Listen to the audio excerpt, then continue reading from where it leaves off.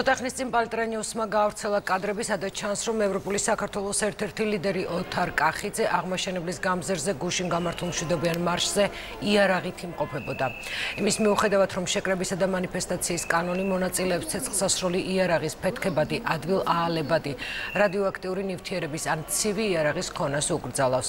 ოთარ კახიძე აქციაზე იარაღით ყოფნას ადასტურებს, თუმცა აცხადებს, რომ მისი ტარების უფლება აქვს და მშვიდობიან აქციაზე იარაღით მისვლით კანონი არ დაურღვევია.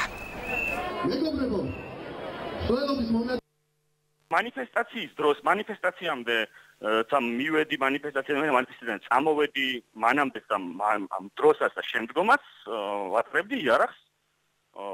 რისი უფლებაც მაქვს და მაშინაც ჰქონდა.